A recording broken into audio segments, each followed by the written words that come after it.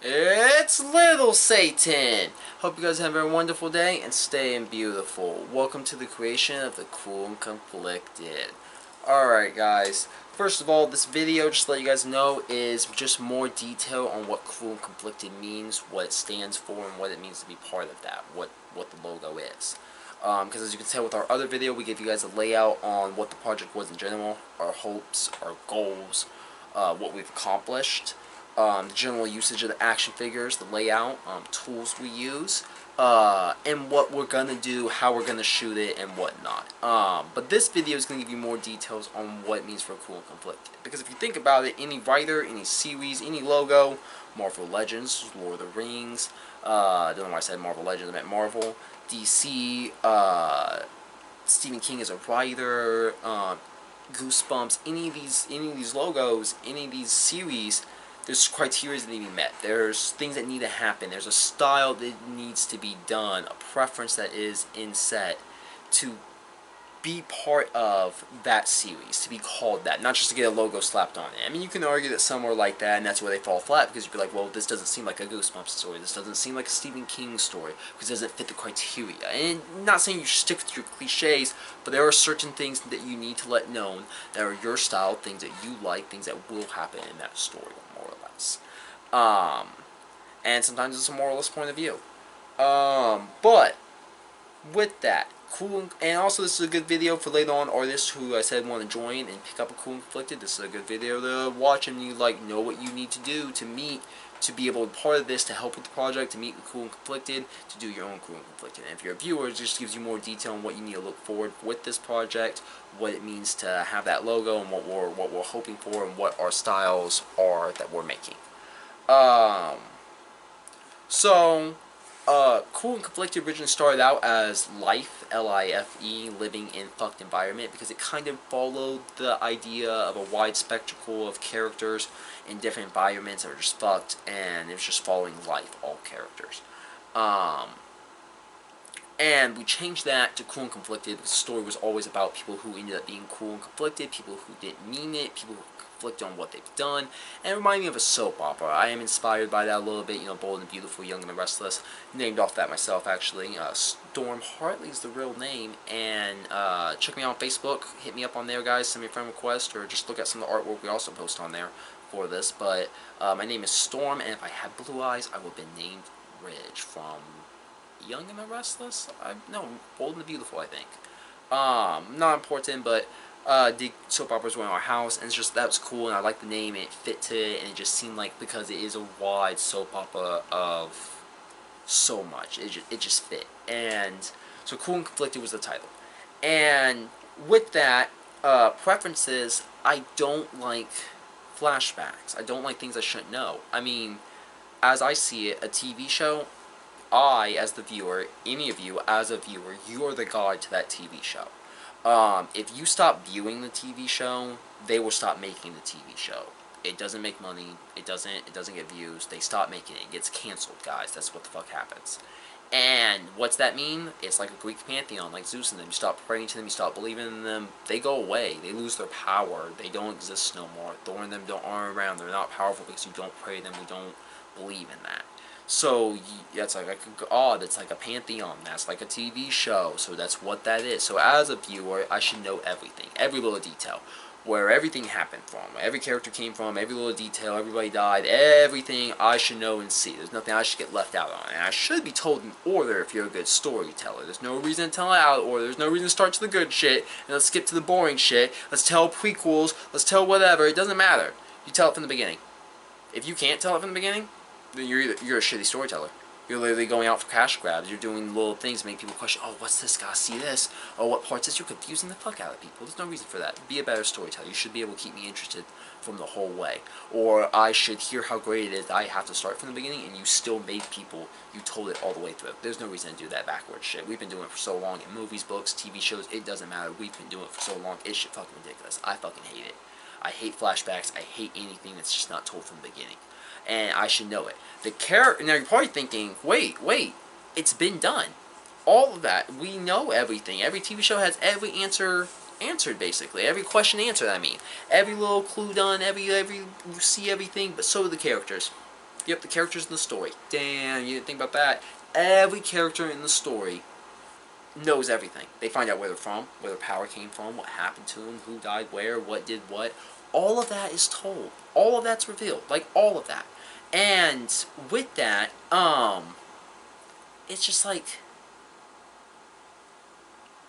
I don't like that. It shouldn't be like that. Things should be left unanswered and not told, and that's from the character's point of view. Characters shouldn't know shit. If they didn't see that person die, that may not happen. They may never find out what happened to that character. It just went missing. You have no idea if it died. They could have left. They could have disappeared. That person's just gone. You never find out. You never know what happened to them. And just because they're bad people doesn't mean they can't go on and good people can't die. It's just, your characters shouldn't know everything. Some characters shouldn't meet each other. Some characters could be in the story they're in the story, they may be a plot point, and they may never even meet any of the main characters. That's how big the stories can be, too. That's how big your stories should be.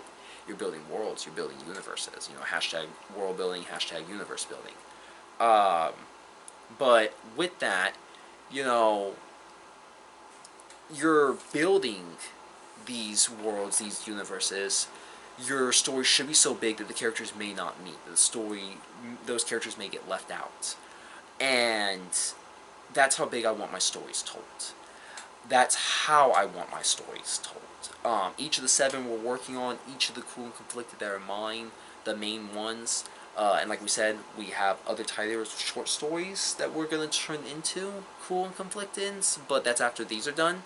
Or if other artists join us, they can work on those and also pick up the cool and conflicted to make their own story and their own title. We mentioned that earlier. But we've slowed down since starting the YouTube and making this. Slowed down on character creation, writing, and everything else for the last month, and getting this channel up, getting the videos right, getting thumbnails, making little Satin. It may not seem perfect, it may not seem like a lot, but it took a lot to get all this right and just get it done, guys. So we've took a little break on working on that, but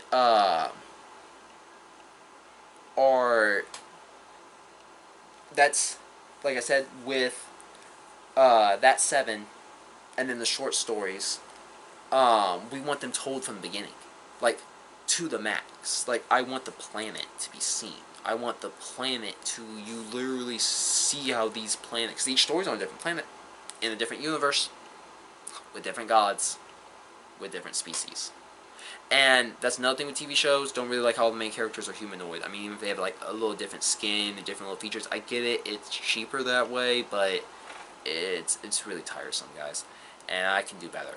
So it's like, I have some species, I think 3 out of 7 of our stories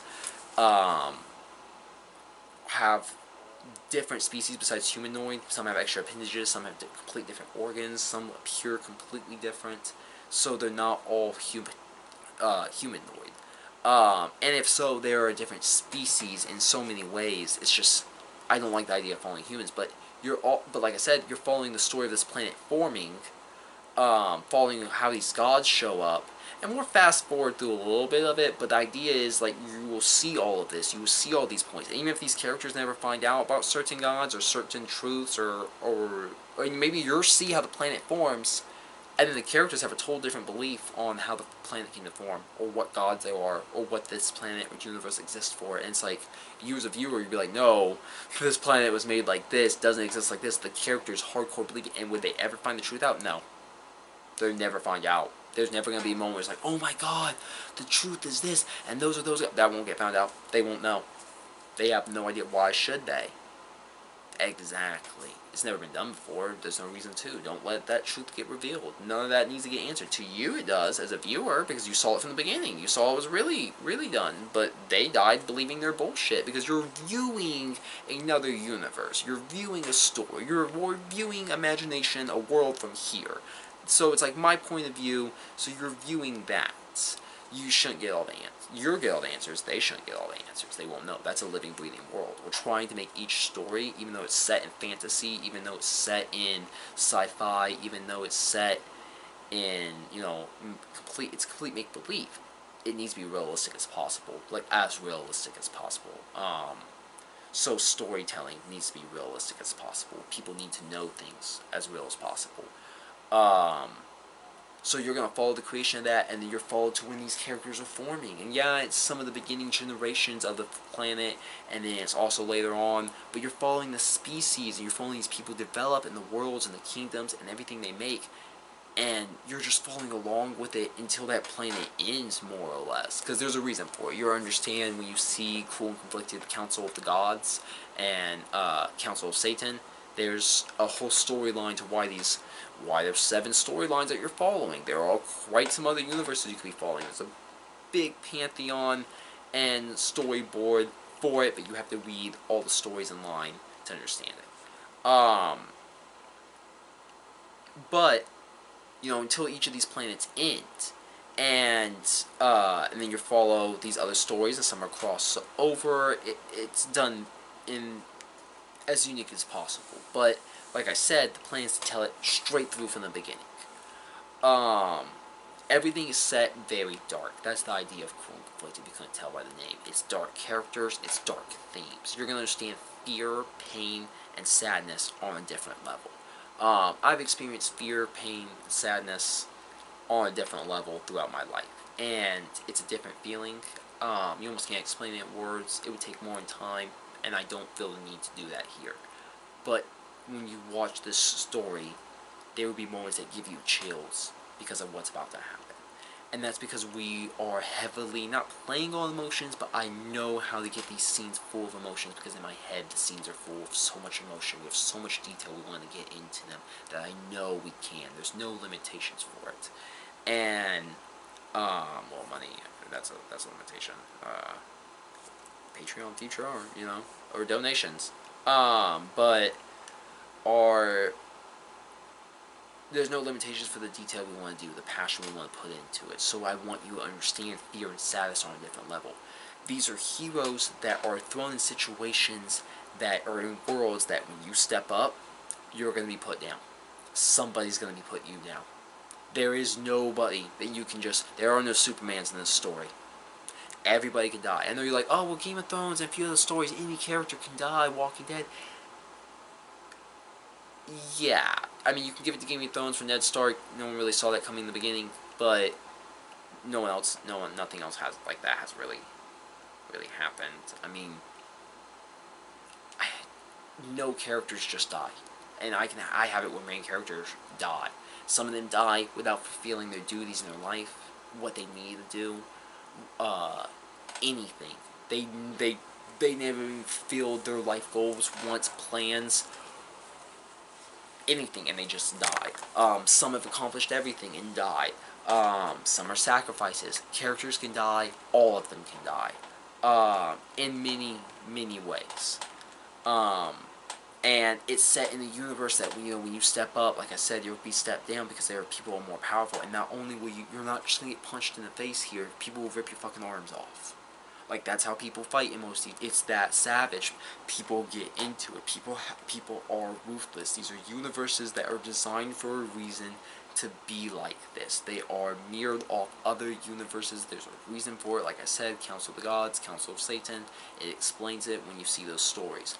But these universes are designed to be more brutal, darker, and heavily violent, and a lot will happen, and people will be scarred, people will be injured. You will see characters who look perfectly fine and will be permanently scarred, and one time you will follow that character through the whole goddamn fucking series, and half his face will be scarred.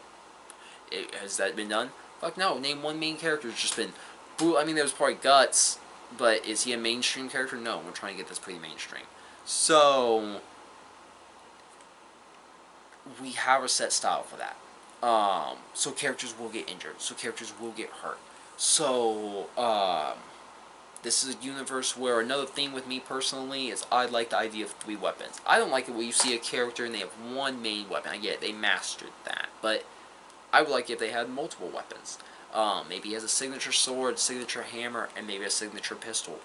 Why not? I don't see a reason why not. Because you didn't want to create that, because it's not affordable, because the character didn't have time to master it. Well, these are different people, these are different characters. Their bodies work differently, their brains work differently. Genetically, they are differently, they train differently, the world has different requirements, it's a different universe. Benefits of making your hashtag world building, hashtag universe building, benefits of building that from scratch. You You have the rules. It's your fucking world, man. So, why not have these characters have multiple signature weapons that are beautiful, that are detailed, that are just magnificent, that you could easily separate and give to each character, and each give them one main weapon? Why not show how great you are and do multiple weapons? So that's something we have. Each character is required 3+ main weapons, not just, oh, a sword and a small little pistol and something boring here. No, like, he can have an in-depth hammer, he can have a battle axe, he can have a machine gun, sniper rifle, and something loaded up to ready to go. These are real characters ready for real combat, because every time they get in fights, shit gets real. And the weapons vary on how extreme they are for certain universes, certain styles. Some are less as vicious, as less extreme as others, so others require more. So everything is darker, everything is more vicious, everything is 10 times more than what it should be. And especially in one universe, the Morphous universe, it is amorphous because it's the first universe we made. It's not the #1 on the list of 7, but it's just the first one we designed. But it's named that because it's, in translation, means shapeless object. And that world was really a molding item we had. And it still is. When you find out about the story, it's still developing, so it's a unique way. But that world's also set to like almost +10 to every other world. So its weapons, its characters are even more as vicious, as more savage, as more brutal as need to be as the rest. And I don't like characters that don't have armor. I like how McFarlane covered his characters in a lot of armor. I like Medieval where the characters are in suits of armor. Iron Man's a favorite character of mine because he has so much detail in just giving him armor. Any other characters in type doesn't, it's just a body, and then his head, gloves, and legs special, and then maybe the crotch, and maybe got a belt. It's nothing in between. I want layers of armor, I want layers of cloth, I want gear on them, I want pouches, not 90s, not covered in 90s, not bulky shoulder pads, not fucking Rob Liefeld, but I want pouches. I did grow up in the 90s, so I'm inspired by my era. I do want pouches. I do want armor. I know the benefits of this. This shit's real. I like that. I like layers to it. That's something that needs to happen. And of course, the action figures, so they need to still be able to move, but we're talking about the style of the story. Like I said, and there's nothing off the table with a Cruel and Conflicted. Sorry, guys. That's also why we're going the way we are. Instead of writing a book and just trying to publish a book and then hope it becomes a story, I'm doing this a really hard way, a really unique way, because I want a certain message set. And there's so much I want. Basically, in a lot of ways, guys, a good way to sum it up, unfortunately, is everything you see on TV, we kind of want to do the opposite. Not good, but it's like, I'm going against the cliches. I'm going against what you see on TV. You don't see rape, drug abuse, rape, murder, and everything else done in such a constant, such a vicious way to the main characters. And I'm not trying to make this sound like, oh my god, then we're going to follow drug addicts who just fucking rape and murder everybody. No. Is that there? Yes. But not in that order, or together. But it is. Not really. It is. But the point is you will see this in your face, and this will happen to the main characters, and it will be part of them, or it will happen to them, or, like I said, it's Cruel and Conflicted for a reason, guys, and we're experimenting with different religions. We're making our own religions from scratch, because we have our own beliefs and our own mindsets against and towards religion, and with religion, and against all forms of that, whether it's, Scientology, evolution, Satanism. We have our own beliefs, our own mindset, our own headcanon for that, and I'm expressing that through these stories. So with that, we don't want to go mainstream. I don't think a TV studio will accept the story for how dark it is, for the things that we're wanting to deliver, because we want this to be something that's not been done, that when you see it, it leaves you emotionally raw. It leaves it where it's just like you don't know. Like you're so fucking drained. Like that took everything out of you to watch the things that these characters suffer. Because that's another thing that's side to mention, that in each Cruel and Conflicted, death is peace. That is your escape. That is your reward. in a Cool and Conflicted, there is no happy ending. There's just pain. The longer you live, the stronger you are, you're always going to be used. You're always going to get broken. You're always going to get beat down. And that's going to count on you. You're going to see people die. You're going to see things that you wish you didn't see. You're going to do things you wish you didn't do. And you're going to be part of things that you wish you were never part of. But all of that, at the end of the day, is going to leave those characters raw and empty. And you're going to feel the same damn way. Because you viewed it all at a different point. You know things they don't know. You gotta think about that. It's... each character, they will want to die. I don't like it when you see characters... these characters will age. Yeah, each story will age. You will follow characters, like I said, from the beginning, so you see them young, and you will follow all of the characters older. All my main characters, for just Amorphous alone, all of them you follow. And I think that's gotta be a plus, like 50 characters in that story, even probably more than that. That's just, I'm trying to think off the top of my head, and I think I'm not naming the side character, and not small, like NPCs, random, whatever. We're thinking of actual main characters. Each of them you see as a child. There's not one that you don't see where it was grown from a tube, or where it was born, where the fuck it came from. You see it, you follow it, you know it. Each one of them, you know the whole time. There's no reason not to. So, there are characters as they age, as they grow, there's a lot that happens to them. You're following their lives. And we'll fast forward through some things if we have to, because it will get boring here and there. You know, flash forward, that's kind of acceptable. Don't mean to sound like a hypocrite. But flash forward, I know you skip out on time, but if you do it just right, you're just skipping when it's just like there's peace in the kingdom almost. There can be times of peace where things aren't as bad. And sometimes you have to have a Star Wars moment where there's a fucking writing to let you know what you missed out on, or a montage, because there are smart things you miss out on that were not as important. You can even make them short stories. There's like this, and this. These small stories that are smaller than what we're writing and the pictures we're taking for the comics is what take place between blah blah blah blah. And we're not doing prequels. We're just literally letting you know while we're on break, or while the time passes, blah blah blah. Those are out, so you know. So you have some stories to read, so you know something happened. So it's like real life. It's just not a lot happened during those few years or few months or anything. But like I said, a lot will happen to them. So at one point, they're going to want to die. They're going to be scarred. They're going to be broken. They're going to be empty. There's going to be nothing left to them. And after that, the only exit's peace is death. Is them dying. So when they die, the sooner, that's it. You know, when you get knocked down, you either need to, when you step up, you need to realize you may not get knocked down, because you're probably going to die before you hit the ground. I mean, this is real shit. You're stepping up to the big fucking game. There are people that are more powerful, people that are ready to fucking kill. This is a world, these are governments.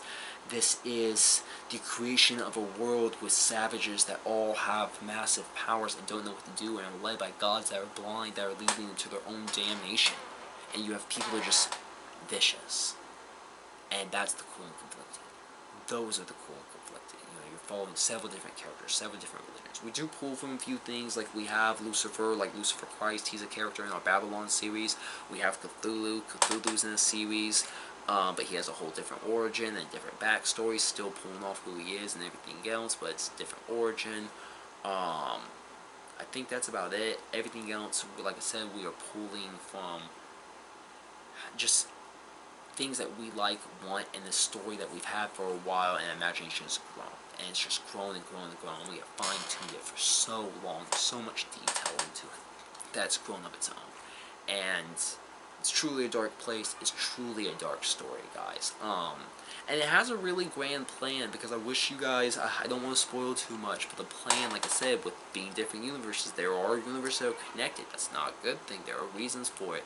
And some will end, and like the way it's going to end is like eventually there will be just one book. So it's like, you know, one grand Cool Conflicted. That's the main line. And it's like, it's hard to explain, guys, but I don't want to spoil too much. We just have so much planned and so much ahead. But I just wanted to give this video to let you guys know what the idea of a Cool Conflicted is, what it means for the characters, what to expect, what the style is, what you guys like, what I like. But yeah, that's about it, guys. So I hope you guys enjoyed that. I hope you guys answered any of your questions. If you guys have any other questions, any input or anything, please leave a comment below. Remember to like and share. If you guys like the video, especially share it. Get me out there. Let me know what you guys think. And just let me know that you guys are watching. Appreciate it. You guys remember to have a wonderful day. And stay beautiful, honestly.